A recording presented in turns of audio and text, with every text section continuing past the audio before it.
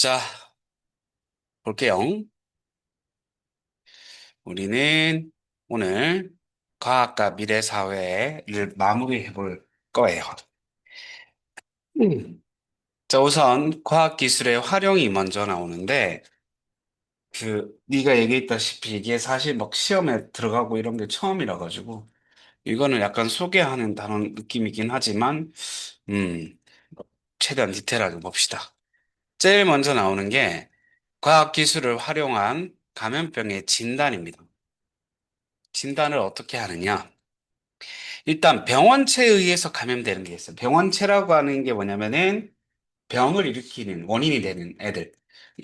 어떤 게 있을까? 바이러스도 있을 수 있고, 세균도 있을 수 있고, 뭐 변형 프라이온 같은 것들이 있을 수 있고, 곰팡이도 있을 수 있고, 이런 것들을 싹 다 묶어서 우리가 병원체라고 불러요. 그래서 여기에서 감기 독감 같은 경우에는 그 바이러스에 의해서 걸리는 병이고요. 그 다음에 결핵이랑 폐렴 같은 경우에는 균이에요, 세균. 결핵균, 폐렴균 때문에 걸리는 거고, 무좀은 그, 곰팡이 때문에 걸리는 병이라고 볼 수 있습니다. 그래서 진단을 우리가 어떻게 하냐면, 진단은 감염 증상이 나타난 사람한테서 채취한 검체, 검체는 여기서 혈액이 될 수도 있고, 소변이 될 수도 있고, 우리 입 안에 거 긁어서, 혹은 침을 보고, 뭐 이렇게 타액 같은 것들을 검사할 수도 있어요. 검사하는 물체를 검체라고 불러줍니다. 그래서 감염병의 진단 검사, 신속 항원 검사가 있어요. 바이러스를 구성하는 단백질을 이용하는 거고요. 그 다음에 유전자 증폭 검사가 있습니다. PCR. PCR 우리 코로나 때문에 많이 들어왔을 거예요. 바이러스를 구성하고 있는 그 안에 핵산을 이용합니다. 핵산. 바이러스는 DNA를 가지든지 RNA를 가지든지 둘 중에 한 개를 가지거든. 그 DNA나 RNA를 묶어서 우리는 핵산이라고 불러요. 근데 우리가 그 코로나 바이러스 같은 경우는 RNA 바이러스예요. 음. 자, 그래서 신속 항원 검사부터 조금 더 디테일하게 봅시다. 채취한 검체의 바이러스를 구성하는 단백질, 바이러스를 구성하는 단백질이 존재하는지 보는 거예요. 그래서 항원 항체 반응을 한다 이런 얘기가 나오는데 항원이 병원균이고요. 병원균, 세균, 바이러스 같은 애들이고 항체는 그 병원균이 생겼는 모양대로 맞춰져 있는 수갑이라고 생각합니다. 그래서 항체는 딱 그 병원체에만, 병원, 항원에게만 반응할 수 있어요. 맞춤 수갑이기 때문에.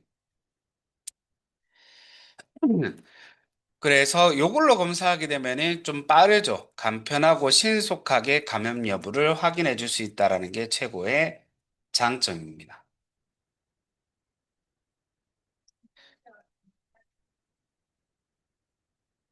어, 그런데 우리가 항원이라고 하면 바이러스라든지 이런 애들이 들어오면은 우리 몸에서 거기에 맞는 항체를 막 만들어가지고 수갑을 채워서 큰 덩어리를 만들어요. 그러면 우리 몸에 어떤 그, 누구야, 백혈구 같은 친구들이 와가지고 그걸 처먹처먹 한다고. 한 입만 처먹해도 크게 덩어리져 있으면 빠르게 없어질 수 있잖아. 뭐 그런 식입니다. 자, 검체에 들어가 있는 병원체 양이 너무 적을 경우에는 양이 적으면은 병원체 검출이 안 될 수도 있다. 그러니까 정확도는 조금 떨어질 수 있다. 하지만 PCR 같은 경우에는 그 안에 들어가 있는 핵산을 복제한 다음에 병원체 감염 여부를 정밀하게 분석하는 형태예요. 그래서 검체에 들어가 있는 병원체 양이 매우 적더라도 양이 적더라도 분석할 수 있다라는 장점을 가지고 있고 정확도가 훨씬 더 높아요. 정확도는 엄청 높지만 시간이 조금 길어요. 시간이 오래 걸린다라는 거. 이게 단점입니다. 음. 그래서 여기에서 검출 시약도 있고, 진단 반응물도 있고, 항체도 있고, 그 다음에 진단 시료도 있는데, 요 A, B, C, D가 있어요. 어, 그 A, B, C, D 홈에 다음과 같은 순서로 시료와 시약을 5분 간격으로 때려 넣었어요. 5분 간격으로. 두 방울씩 검출 시약이랑 뭐 반응물을 때려 놨어요. 진단 반응물을. 그 색변화는 AD는 색변화가 없었고 BC에서는 색변화가 나타났네요. 그럼 이렇게 색변화가 나타났다라는 것은 감염병이 양성이다. 어, 병원체가 안에 들어가 있었다. 이렇게 볼 수 있는 거고. 안 나타났고 이 음성이라면 색변화가 없으면은 병 안 걸렸다. 그런 단백질 병원체가 존재하지 않는다. 이렇게 볼 수 있습니다. 그다음 감염병 추적 관리 보도록 할게요. 감염병은 진단뿐만 아니라 추적 관리하는 과정도 과학에서 유용하게 이용이 되고 있습니다. 정보통신과 인공지능 기술을 이용해서 스마트 기기와 정보통신을 이용하여서 감염병 감염원 및 감염병 환자의 규모를 파악하고 그 감염 경로 동선을 추적하는 형태를 활용하고 있고요. 감염병의 유행 상황, 전파 경로로 세계적인 규모로 추적을 하고 인공지능으로 예측까지 할 수 있어요. 그래서 우리 집 밖에 못 나오고 막 격리시키고 그런 것들도 이번에 이런 기술들을 좀 더 이용했다라고 보시면 됩니다. 자, 그 다음에 병원체 유전 정보 분석. 아까 전에 얘기했다시피 바이러스는 RNA 아니면은 이제 DNA와 같은 핵산 중에 한 개를 가지고 있어요. 그래서 그 핵산의 염기 순서를 분석해가지고 그 병원체의 특성을 좀 알아내고 병원체의 특성을 왜 알아내? 거기에 맞는 뭐를 개발하기 위해서 백신이나 치료제를 개발한다 이 말이에요. 거기에 맞게끔. 그래서 우리 그 코로나 치료제가 엄청 뒤에 많이 나왔잖아. 음. 자, 그 다음에 감시 체계 구축과 방역 시스템을 개선할 수 있겠죠. 감염병 추적 관리를 한다면 새로운 감염병의 유행에 대비해서 감시 체계를 구축하고 방역 시스템을 개선하기 위한 연구를 진행할 수 있습니다. 방역 로봇과 같은 인공지능 로봇을 활용하기도 합니다. 그래서 감염병의 추적 관리는 크게 이렇게 세 가지를 봐주시면 되겠습니다. 다음, 자, 미래 사회 문제 해결에서의 과학 필요성 보도록 하겠습니다. 자, 미래 사회 문제 어떤 것들이 문제가 될 수 있을까요? 음. 일단은 아까 전에 그 코로나와 같은 감염병이 크게 또 대유행할 수 있고요. 우리 기후변화, 에너지 고갈 문제, 자연재해, 그다음 물 부족, 식량 부족, 초연결 사회로 인한 보안 시스템의 어떤 문제점들, 그 인공지능이랑 자동화 기술 발달에 따른 일자리 변화가 다양한 문제로 예측될 수 있습니다. 그래서 이제 미래 사회 문제를 해결하기 위해서 과학의 역할이 어떤 게 있을까? 과학 기술의 복합적인 활용으로 미래 사회 문제를 해결할 수 있고, 과학은 인류가 안전하고 건강하며 풍요롭게 삶의 질을 개선하는 데 중요한 역할.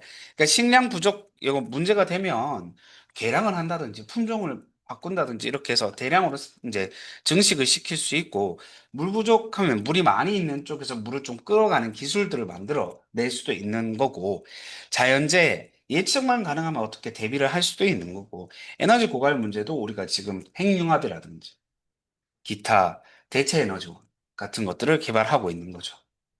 기후변화는 이산화탄소를 빨리 에, 없애야 돼요. 대기 중 이산화탄소를. 음.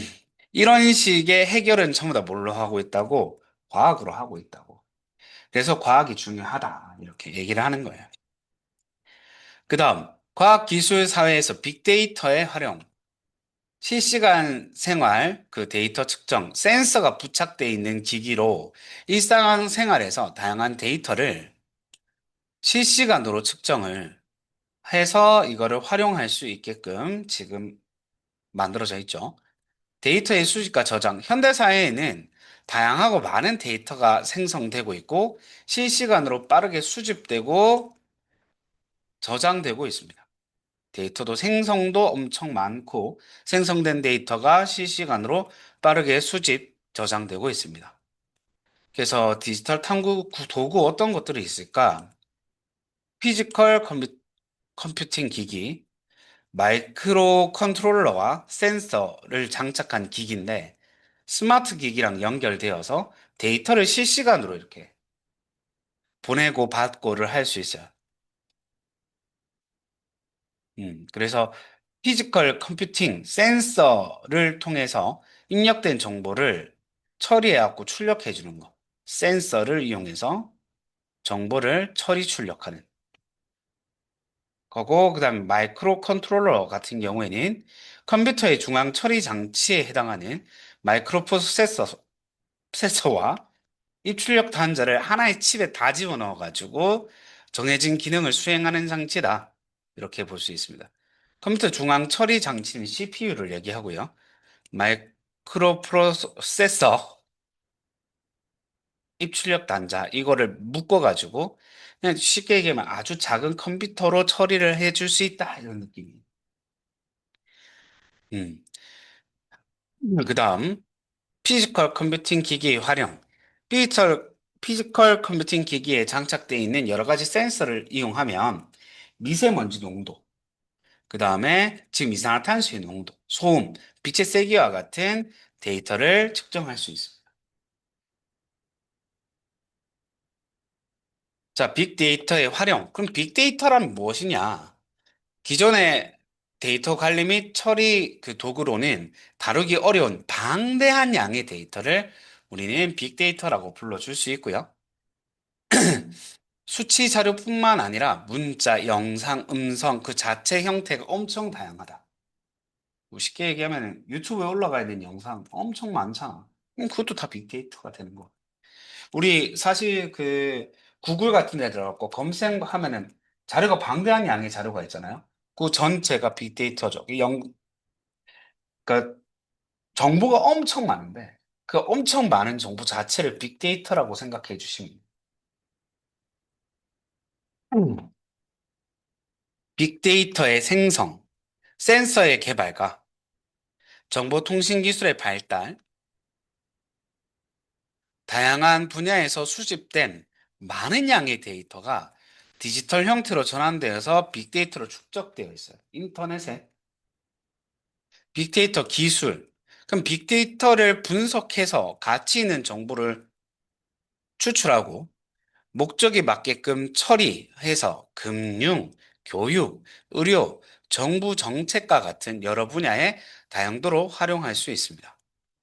자, 빅데이터의 장점과 문제점이 있는데 일단 장점은 공개 데이터를 활용해서 직접 데이터를 수집할 필요가 없어요. 데이터를 수집할 필요가 없고 데이터 처리 및 분석에 조금 더 집중을 할 수 있습니다.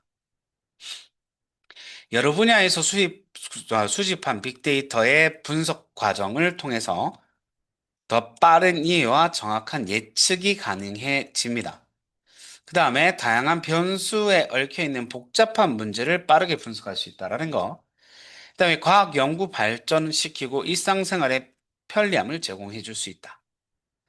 단점, 빅데이터를 수집, 분석, 관리하는 과정에서 이게 제일 큰 단점이에요. 개인정보 유출. 다 털려.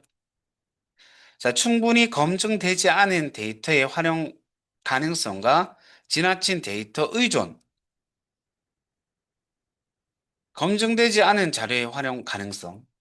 그래서 우리 AI한테도 얘기할 때, 그, 입력할 때, 그 기록에 먼저 그렇게 얘기를 해놔야 돼요. 쓸데없는 정보 말고, 논문으로 확인할 수 있는 정보를 얘기해줘. 이렇게. 그 다음에 분석 방법에 따라 편향되거나 잘못된 결과가 도출될 수도 있다. 이런. 자, 빅데이터에 대한 태도. 개인정보가 포함될 수 있는 민감한 정보의 보호와 관리에 주의하세요. 필요한 데이터를 적절하게 선별하고 비판적으로 적절한 선별과 비판적으로 평가하는 소양을 기르세요. 데이터의 문제를 인식하고 이를 보완할 수 있는 방향으로 올바르게 사용하세요. 이렇게 교과서적인 내용이 나와 있고요. 자, 과학기술 사회에서 빅데이터의 활용. 이 빅데이터는 일상생활뿐만 아니라 그 다양한 과학 분야에서도 활발하게 사용하고 있어요. 일단 실험, 기상 관측, 그 다음에 신약 개발, 유전체 분석, 이런 과학 기술에 많이 접목이 되어 있습니다. 그리고 우리 그런 거 쉽게 좀 접근하면은 내가 배달 어플로 막 주문을 해. 그러면은 배달 어플 안에서 내가 사람들이 뭘 많이 주문했는지, 이 시간대에 어떤 게 제일 주문량이 많은지, 뭐 그런 것들 또 전부 다 빅데이터라고 볼 수 있습니다.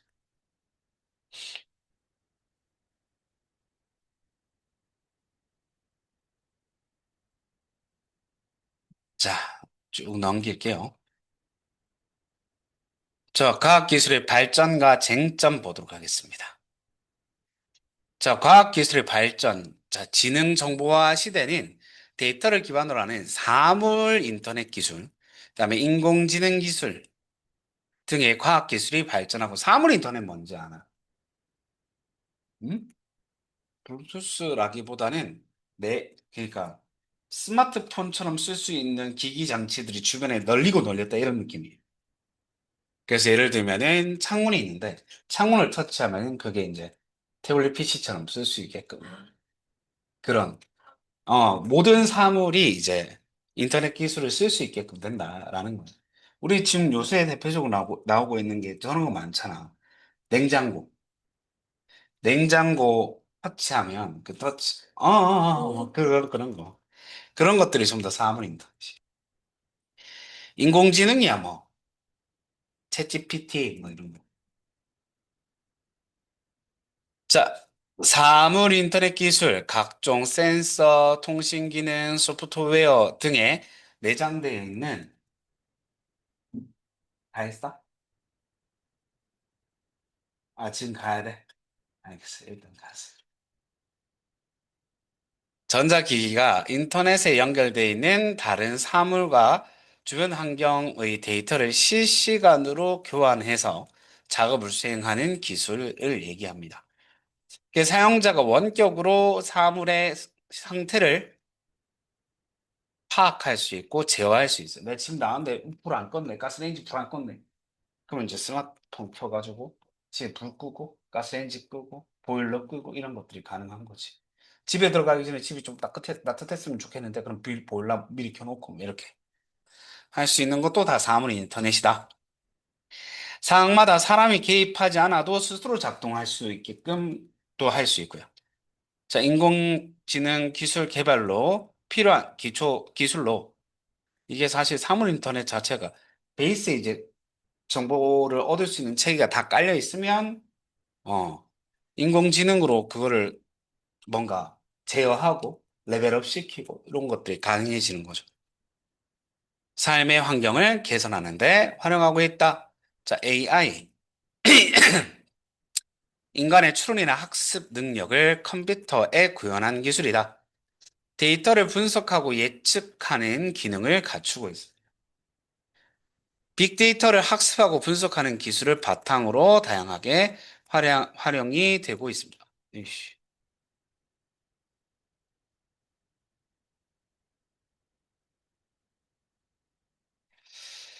자, 생성형 인공지능 기술, 사람의 말, 글, 그림, 이런 것들을 입력하면 다양한 형식의 문서 혹은 음악, 그림, 영상을 만들어주죠. 요새 그래 AI로 만든 영상이 엄청 많죠. 그 다음에 예측형 인공지능, 기존 데이터의 추이를 분석해서 미래의 변화를 예측한 사물 인턴, 사물 인식 및 제어 기술, 주변 상황을 인식하고 스스로 구동 장치를 제어해주는 자율주행에 이용이 됩니다. 제시가 엄청 쫄리거든. 선생님 차도 이렇게 자율주행 모드가 있는데 차에 자율주행 모드 켜고 이렇게 제 집에 가는데 이거 브레이크 잡아야 될 것 같은데 얘가 계속 속력을 안 멈추네. 하는데 나중에 이렇게 잡더라고. 그래서 그 개를 믿는 데까지 한 달 정도 걸린 것 같아. 알겠어. 그, 이렇게 대구 안에서는 잘 안 쓰고, 고속도로 타면 거의 쓰지. 너무 편해. 자, 인공지능 로봇, 센서로 서로 주변 환경을 인식하고 인공지능 기술을 활용해서 스스로 판단하여서 작업을 하는 로봇이다. 자율적으로 작업을 수행하거나 인간과 상호작용해가지고 보조를 해줄 수도 있고요. 작업을 지가 수행할 수도 있고요. 그러면 근로자의 안전을 보장하면서 효율을 높일 수 있다. 작업 환경과 목표 크기에 따라 형태, 작동 방식을 달리하여 다양한 분야에 활용하고 있습니다. 안내 로봇, 청소 로봇, 의료 로봇, 서빙 로봇.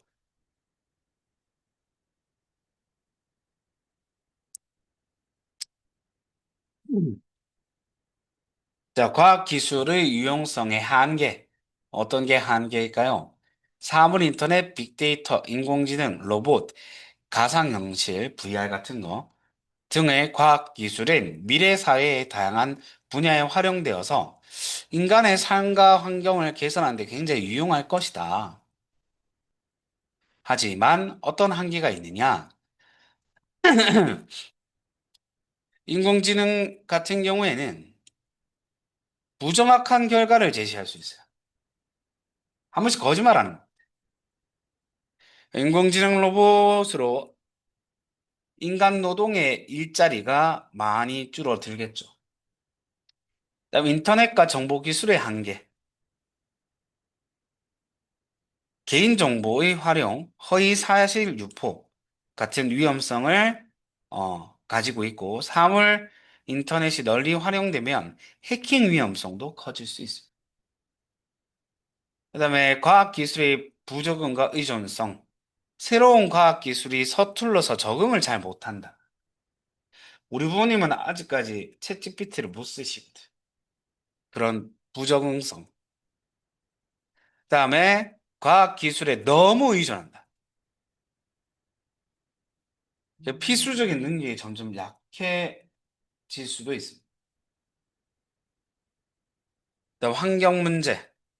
과학기술의 발전으로 예상치 못한 오염물과 폐기물이 생겨날 수도 있다.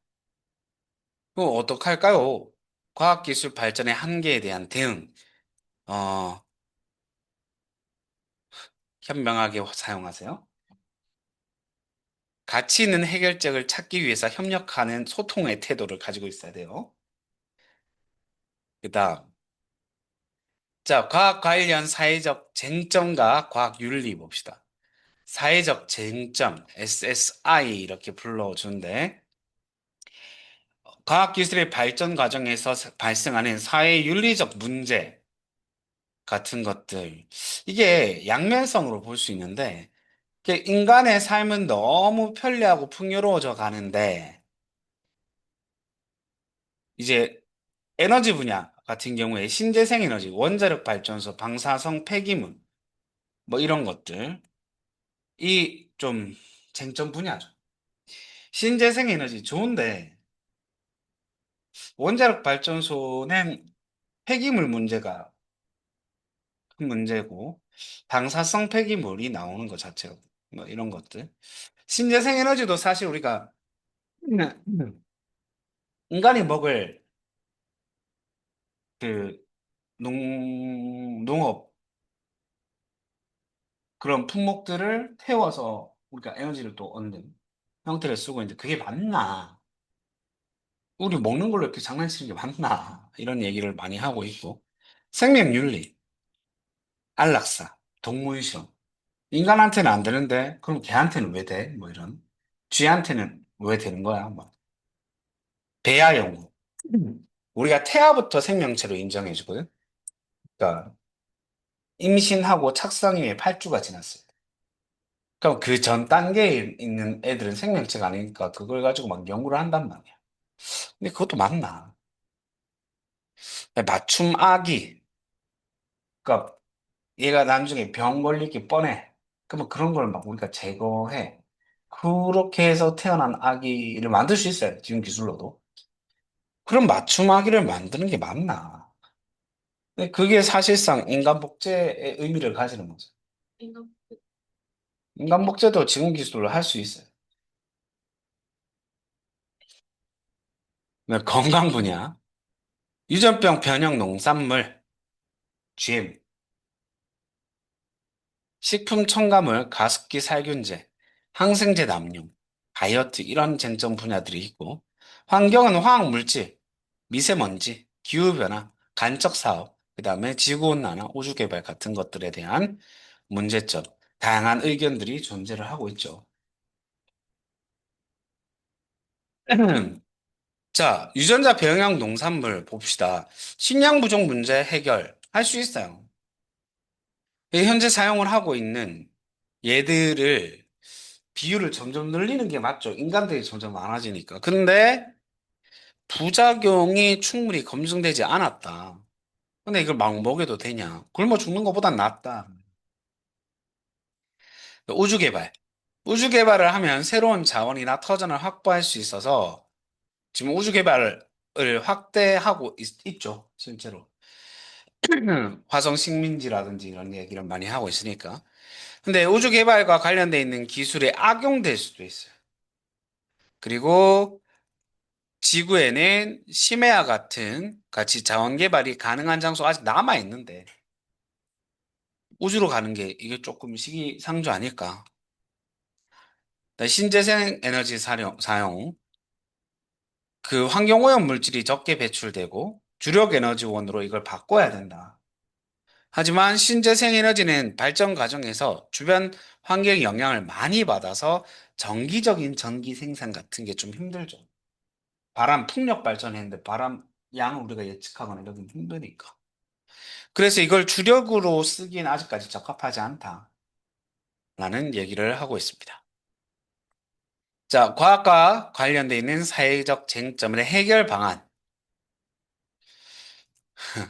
타당성을 이제 검토를 해봐야 돼요. 그다음에 윤리적인 태도를 가지고 있어야 돼요. 그다음에 다양한 관점을 고려해야 돼요. 개인적, 사회적, 윤리적, 국가적 이런.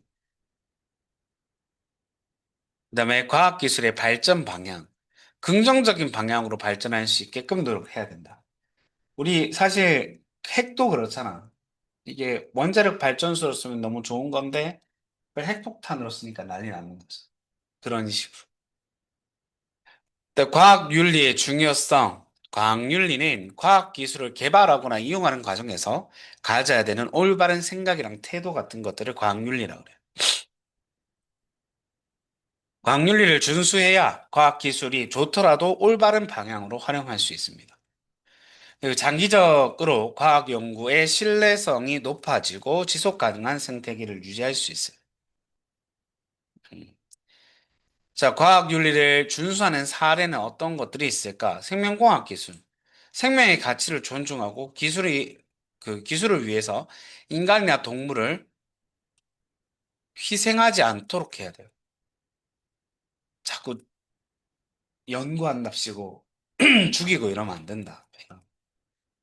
동물 실험, 의약품 개발과 관련돼 있는 동물 실험에서 생명 윤리에 위배되는 행동을 하지 않아야 된다. 임상 실험, 이건 사람을 대상으로 하는 거죠. 참가자가 동의하지 않은 실험은 수행하지 않아요. 당연한 얘기지. 빅데이터, 정보통신을 활용할 때 수집된 개인정보가 개인 동의 없이 활용되지 않도록 유의해야 되겠죠. 인공지능 기술, 로봇이나 자동차를 이용할 때 책임의 주체를 설정을 해야 돼. 너무 믿으면 안 돼. 사용자가 작동을 제어할 수 있는 기능을 분명히 갖추고 있어요. 얘한테만 다 맡기면 안 된다. 라는 내용입니다. 여기까지가 이번 단원 전체 내용이고요. 일단 녹화는 여기서 좀 끊고